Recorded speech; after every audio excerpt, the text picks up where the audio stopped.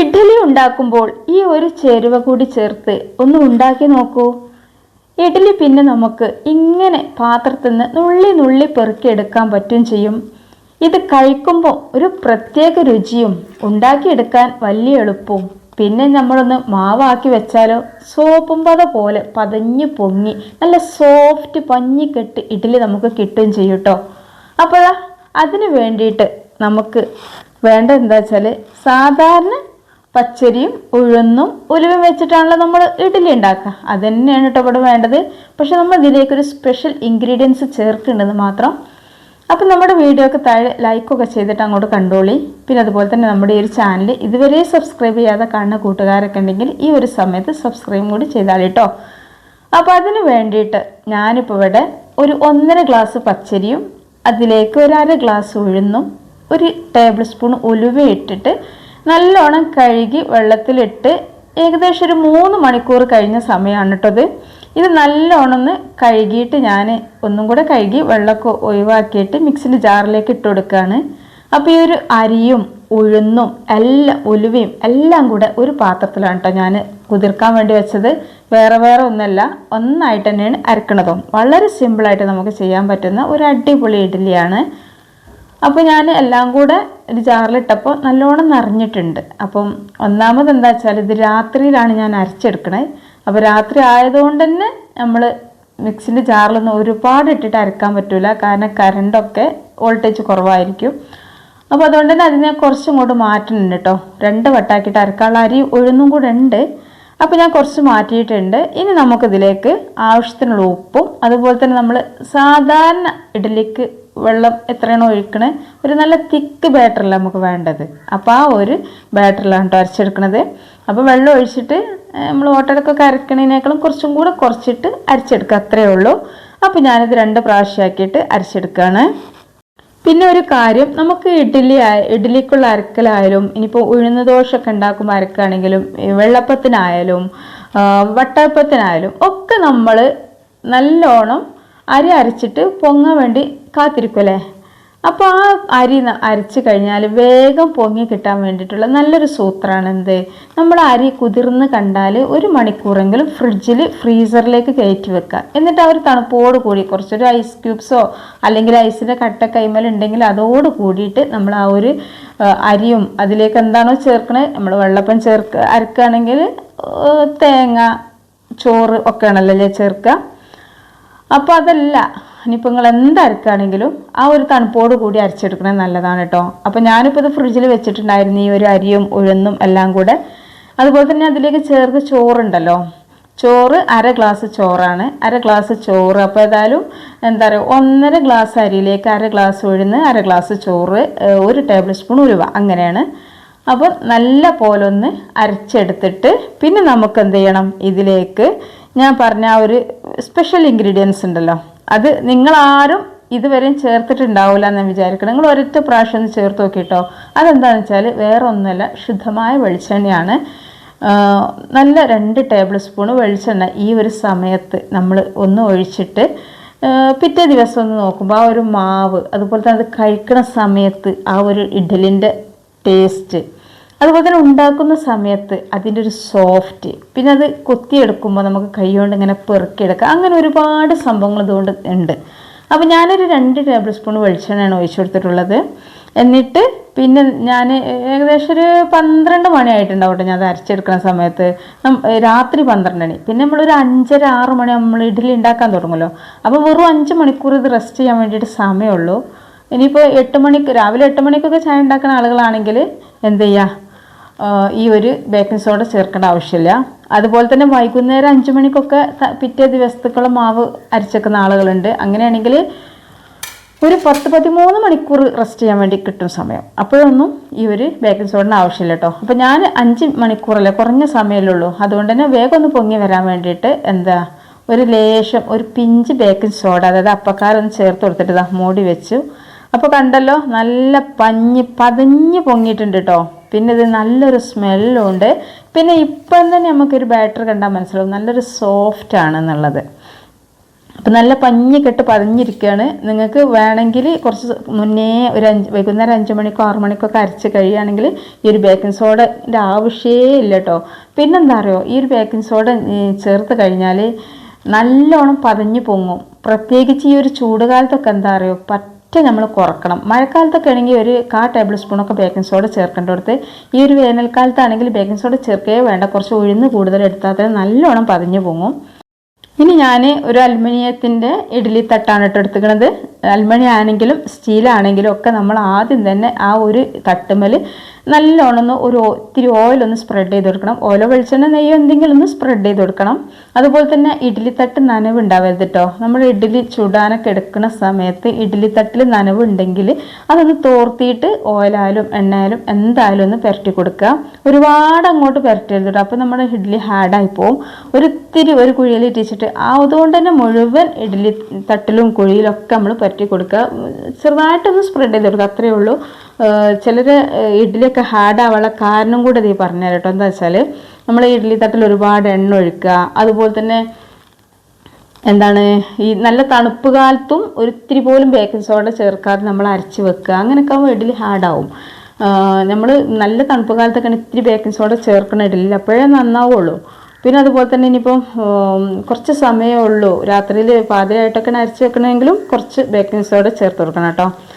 പിന്നെ അതുപോലെ തന്നെ നമ്മൾ ഇത് വെക്കുമ്പോൾ ഈ ഇഡ്ഡലി നമ്മൾ അടുപ്പത്തേക്ക് വെക്കുമ്പോൾ മാവ് അടുപ്പിലേക്ക് വെക്കുമ്പോൾ എന്ത് ചെയ്യണം, വെള്ളം തിളച്ചതിന് ശേഷം വെച്ച് കൊടുക്കണം. അല്ലാതെ വെള്ളം വെക്കുക അതിൻ്റെ കൂടെ ഇഡ്ഡലിയും എല്ലാം കൂടെ വെച്ച് കഴിഞ്ഞാൽ ഇഡ്ഡലി ഹാർഡാവാൻ സാധ്യതയുണ്ട്. അതുപോലെ തന്നെ ലോ ഫ്ലെയിമിൽ വെച്ചിട്ട് ഒരിക്കലും നമ്മൾ ഇഡ്ഡലി വേവിച്ചെടുക്കരുത് കേട്ടോ. നമ്മൾ വിചാരിക്കും ലോ ഫ്ലെയിമിലായ ആക്കം പോലെ അങ്ങനെ വെന്തോളുമല്ലോ എന്ന്. അങ്ങനെ നമ്മൾ വിചാരിച്ചാൽ നമ്മൾ ഇഡ്ഡലി ഹാർഡായി പോയുള്ളൂ, ഒരിക്കലും പൊങ്ങി കിട്ടൂല. അപ്പോൾ ഫസ്റ്റിൽ ഹൈ ഫ്ലെയിമിൽ ഒരു 2 മിനിറ്റെങ്കിലും പറ്റിയതിന് ശേഷം പിന്നെ മീഡിയം ടു ലോ ഫ്ലെയിമിൽ കുറച്ച് സമയം കൂടെ വെച്ച് നമ്മൾ ഇഡ്ഡലി ഒന്ന് തുറന്ന് നോക്കുമ്പോൾ നല്ല സൂപ്പർ ഇഡ്ഡലി ആയിട്ട് നമുക്ക് കിട്ടും കേട്ടോ. അപ്പോൾ അധികം ആളുകൾക്കുള്ളൊരു പ്രശ്നമാണ് ഇഡ്ഡലി ഉണ്ടാക്കിയാൽ നന്നാവണില്ല, എങ്ങനെ ആയാലും നന്നാവില്ല. എന്നിട്ട് ഉഴുന്ന് അരിയൊക്കെ വെച്ചിട്ട് ദോശ ചുട്ടെടുക്കാറാണ് പതിവെന്ന്. ചിലർ പറഞ്ഞാൽ ദോശ ഉണ്ടാക്കിയാലും നന്നാവണില്ല, അതൊക്കെ ഇങ്ങനെ ചപ്പി പോവുകയാണെന്നൊക്കെ. അതൊക്കെ നമ്മൾ ചില സമയത്ത് ചില കാലങ്ങളിലൊക്കെ എന്താണെന്ന് വെച്ചാൽ നമ്മൾ കാലാവസ്ഥക്കനുസരിച്ചിട്ട് കുറച്ച് ഇതൊക്കെ ചേർക്കേണ്ടത് അത്യാവശ്യമാണ് കേട്ടോ. ബേക്കിംഗ് സോഡ ചേർക്കന്നെ വേണ്ടി വരും. അപ്പോൾ ബേക്കിംഗ് സോഡ ചേർക്കാതെ ഉണ്ടാക്കലൊക്കെ ഉണ്ട്, പക്ഷേ എന്നാലും അതിന് കുറേ സമയം നമ്മൾ റെസ്റ്റ് ചെയ്യാൻ വേണ്ടിയിട്ട് വെക്കണം. അപ്പോൾ ഞാനിത് കൈകൊണ്ട് ഇങ്ങനെ പെറുക്കിയെടുക്കുകയാണ് കേട്ടോ. വേഗം കിട്ടുന്നുണ്ട്. നമുക്ക് കോരിയോ സ്പൂണോ അതിൻ്റെ ഒന്നും ആവശ്യമില്ല. ഇനിയിപ്പോൾ കോരിയോ സ്പൂൺ എടുത്ത് വെച്ചിട്ട് കുഴപ്പമില്ല കേട്ടോ. പെട്ടെന്നൊക്കെ വേഗം എടുക്കണമെങ്കിൽ നിങ്ങൾ കോരിയൊക്കെ എടുത്തോളി. അപ്പോൾ ഏതായാലും ഞാൻ ഇത് കൈ കൊണ്ട് എടുക്കുകയാണ്. നല്ല അടിപൊളി പഞ്ഞിക്കെട്ട് സോഫ്റ്റ് ഇഡ്ഡലിയാണ്. അപ്പോൾ നമ്മളിത് എടുക്കുമ്പോൾ എന്ത് ചെയ്യുക, നമ്മൾ ഈ വെള്ളം തിളക്കണ ചട്ടിയിൽ നിന്ന് ഇഡ്ഡലി ചെമ്പെന്ന് എടുത്ത് വെച്ചാൽ ഒരു 5 മിനിറ്റെങ്കിലും ഒന്ന് ചൂടാറാൻ വേണ്ടിയിട്ട് കാത്തിരിക്കണം കേട്ടോ. നമ്മൾ ഇഡ്ഡലി തട്ട് ചൂടാറി കഴിഞ്ഞാൽ തന്നെ നമ്മൾ ഇഡ്ഡലി പെട്ടെന്ന് കിട്ടും. ഒരു നല്ല സോഫ്റ്റ് പഞ്ഞിക്കെട്ട് ഇഡ്ഡലിയാണ് കേട്ടോ. ഇതിൻ്റെ അടിഭാഗം ഞാൻ കാണിച്ചു തരാം. നല്ല കണ്ടില്ലേ, എന്ത് ഭംഗിയുണ്ട് അറിയോ, നല്ല ഭംഗിയാണ്. അതുപോലെ തന്നെ ഇപ്പം വീഡിയോയിൽ നിങ്ങളെങ്ങനെ കാണുമെന്ന് എനിക്കറിയില്ല കേട്ടോ. ഇനി അത് മുറിച്ച് കാണിച്ചു തരാം. പഞ്ഞിയാണ്, ഇത് കണ്ടില്ലേ പഞ്ഞി. ഇഡ്ഡലി സോഫ്റ്റ് ആകാന്ന് വെച്ചാൽ അതൊരു സുഖം തന്നെയാണ്. അത് കഴിക്കണ സമയത്തൊക്കെ നമുക്ക് വീണ്ടും പിന്നെ ഈ ഒരു ഇഡ്ഡലി ഉണ്ടല്ലോ, ഇനിയിപ്പോൾ നമ്മൾ ഇന്ന് രാത്രി വരെ ആണെങ്കിലും ഒരു കുഴപ്പം പറ്റൂല കേട്ടോ. നല്ല സോഫ്റ്റ് ആയിട്ട് തന്നെ നിൽക്കും. അപ്പോൾ ആദ്യം ഉണ്ടാക്കിയ ഇഡ്ഡലിക്ക് ഇവിടെ ആളുകൾ കാത്തിരിക്കേനി കേട്ടോ. അപ്പോൾ ഓല് കഴിച്ചതിൻ്റെ ബാക്കി 2 ഉണ്ട്. 2 ബാക്കിയായിട്ടുണ്ട്. ഈ രാവിലെ അങ്ങനെയാണല്ലേ നമ്മൾ പ്രത്യേകിച്ചൊരു വീഡിയോ ഒക്കെ എടുക്കുകയാണെന്നുണ്ടെങ്കിൽ അന്നത്തെ കാര്യൻ്റെ പോക്കാട്ടോ. രാവിലത്തെ കടി ഞാൻ വീഡിയോ എടുക്കാത്തന്നെ ഒരുപാട് പേര് കമൻറ്റ് ചെയ്യലുണ്ട്. രാവിലത്തെ ഫുഡൊക്കെ ഒന്ന് വീഡിയോ എടുത്ത് വിട്ടൂടെ, എന്നാൽ നമുക്ക് രാവിലത്തെ കടിയാണ് ഫ്ലോപ്പായി പോണത്, അന്ന് ശരിക്കും കാണാനും മനസ്സിലാവാനാണെന്നൊക്കെ പറഞ്ഞിട്ട്. പക്ഷെ എന്താ പറയുക, രാവിലത്തെ ചായമൽ കിടന്ന് നമ്മൾ വീഡിയോ എടുത്ത് കളിച്ചിട്ടുണ്ടെങ്കിൽ ആർക്കും ശരിക്കും ചായ കിട്ടൂല കേട്ടോ. അത് വിചാരിച്ചിട്ടാണ്. പിന്നെ ഇതുപോലുള്ളതൊക്കെ ഉണ്ടാക്കാൻ ഞാൻ കുറച്ചും കൂടി നേരത്തെ തുടങ്ങലാണ്, അടുക്കളയ്ക്ക് വരലൊക്കെ. അപ്പോൾ എന്നാൽ തന്നെ ഞാൻ ഇതിൻ്റെ ഇടയിൽ കൂടി നല്ലൊരു ചട്ടിനി ഉണ്ടാക്കിയിട്ടുണ്ട്. ഞാൻ കാണിച്ചിട്ടില്ല, കാരണം വീഡിയോ എടുക്കാൻ സമയമല്ല, അതുകൊണ്ടാണ് കേട്ടോ. അപ്പോൾ അതുകൊണ്ട് അത് നിങ്ങൾക്ക് ഇഷ്ടമാവും. നല്ല അടിപൊളി ചട്ടിനിയാണ്. ഏതാ ഞാൻ ഈ വീഡിയോൻ്റെ കൂടെ ഞങ്ങൾക്കൊന്ന് പറഞ്ഞു തരാം കേട്ടോ. എങ്ങനെയാണെന്ന് വെച്ചാൽ എൻ്റെ ചട്ടിനി ഉണ്ടാക്കിയ രീതി എളുപ്പത്തിലൊരു ചമ്മന്തി ഉണ്ടാക്കുന്ന എളുപ്പത്തിലൊരു ചട്ടിനിയാണ്. അപ്പോൾ അതെന്താണെന്ന് വെച്ചാൽ ആദ്യം ലേശം അരമുറി തേങ്ങ ചിരകി അതിലേക്ക് 2-3 ചെറിയ ഉള്ളി തൊലിച്ചിട്ടു. എന്നിട്ട് ചെറിയൊരു കഷ്ണം ഇഞ്ചി എടുത്തു, 2-3 പച്ചമുളകും എടുത്തു, ഒരു തക്കാളി, അത്യാവശ്യം വലിയൊരു തക്കാളിയും കൂടെ കീറി മുറിച്ചിട്ടു. എന്നിട്ട് അത് മിക്സിൻ്റെ ജാറിലിട്ടിട്ട് നല്ലോണം അരച്ചെടുത്തു. പിന്നെ ഞാൻ ചെയ്തതെന്താ വെച്ചാൽ ഒരു ചട്ടി അടുപ്പത്ത് വെച്ചു. എന്നിട്ട് അതിലേക്ക് ലേശം ഒരു 2 ടേബിൾ സ്പൂണോളം വെളിച്ചെണ്ണ ഒഴിച്ചിട്ടോ. വെളിച്ചെണ്ണ ഒക്കെ നിങ്ങളുടെ ഇഷ്ടത്തിനനുസരിച്ചിട്ട് ഒഴിച്ചോളി. പിന്നെ ലേശം കടുക് ഇട്ടു. അങ്ങനെ കടുക് ഇട്ടതിന് ശേഷം അത് പൊട്ടി പൊരിഞ്ഞ് വരുന്ന സമയത്ത് ലേശം കറിവേപ്പില ഇട്ടതിന് ശേഷം നമ്മൾ ഈ അരച്ച അരപ്പയിലേക്ക് ഒഴിച്ചു. ലേശം അത് മിക്സിൻ്റെ ജാറ് ഒന്ന് കഴുകി അത് ഒഴിച്ചു. അത്ര തന്നെ ഇട്ടോ നമ്മളെ കറി. എന്നിട്ട് തളിച്ചു കൊടുത്ത് വെച്ചു. അടിപൊളി ടേസ്റ്റാണ് കേട്ടോ. ആ തക്കാളിയും ഇഞ്ചും പച്ചമുളകും തേങ്ങയും എല്ലാം കൂടെ അരിഞ്ഞിട്ടുള്ള ആ ഒരു ഈ കടുകും കറിവേപ്പിൻ്റെ എല്ലാം കൂടി വെച്ചിട്ടുള്ളൊരു താളിപ്പും. അതിൽ നിങ്ങളടുത്ത് വറ്റൽമുളക് ഉണ്ടെങ്കിൽ ആ ഒരു കടുക് പൊട്ടിനേക്ക് ഇട്ടുകൊടുത്താൽ പിന്നെ അതും കൂടി സൂപ്പറായിട്ടുണ്ട്. അടിപൊളി കറിയാണ്. നിങ്ങൾക്ക് ഒന്ന് ഉണ്ടാക്കി നോക്കുകയാണ് കേട്ടോ. ഞാനിപ്പോൾ വീഡിയോയിൽ കാണിച്ചില്ല, പ്രത്യേകിച്ച് രാവിലെ ആയതുകൊണ്ട് അതിൻ്റെ ആ ഒരു കറിയും കൂടി വീഡിയോ എടുത്ത് അന്നത്തെ കാര്യം കട്ടപ്പോവുകയാണ്. പിന്നെ 4 മണിക്കെങ്കിലും തുടങ്ങണം. അപ്പോൾ പിന്നെ ഒരു മടി. ഏതായാലും പിന്നെ ഇപ്പോൾ ആ ഒരു ചട്നി നിങ്ങളോട് വീഡിയോയിൽ പറഞ്ഞു തരാമല്ലോ എന്ന് വിചാരിച്ചു. അപ്പോൾ ഏതായാലും ഇതാ ഒരു 2-3 ട്രിപ്പ് അടിച്ചപ്പോഴേക്കും നമ്മുടെ ഇഡ്ഡലിൻ്റെ പരിപാടിയൊക്കെ കഴിഞ്ഞിട്ടോ. രണ്ടാമത്തേത് 3 തട്ടിക്കില്ല, 2 തട്ടിക്കേ ഉള്ളൂ. അപ്പോൾ ഇതാ ഇത് ശരിക്കും അങ്ങോട്ട് ചൂടാറാൻ കാത്തു നിന്നിട്ടില്ല കേട്ടോ. ഞാൻ ചൂടാറാനൊക്കെ നിൽക്കുമ്പോഴത്തേനെ ഇത് മദ്രസത്തൊക്കെ വരാനായിട്ടുണ്ട്. ഓൾക്ക് എന്തെങ്കിലും സോയാബീൻ ഉണ്ടാക്കുക, ഉരുളക്കിഴങ്ങ് പൊരിക്കുക, എന്തെങ്കിലുമൊക്കെ വേണം സ്കൂൾ കൊണ്ടുപോകാൻ. ഈ രാവിലത്തെ കാര്യം അങ്ങനെയാണല്ലോ അല്ലേ. പിന്നെ ഈ എപ്പോഴൊന്നും ഞാൻ ഇങ്ങനെ ഉണ്ടാക്കി കൊടുക്കില്ല. ചിലപ്പോൾ ഒക്കെ കൂട്ടാൻ വേറെ എന്തെങ്കിലുമൊക്കെ കൊടുക്കുക. കാരണം എന്താ വെച്ചാൽ ഈ പുണ്ണൊക്കെ വേഗം വരും. നമ്മൾ ഈ സോയാബീൻ പൊരിച്ചും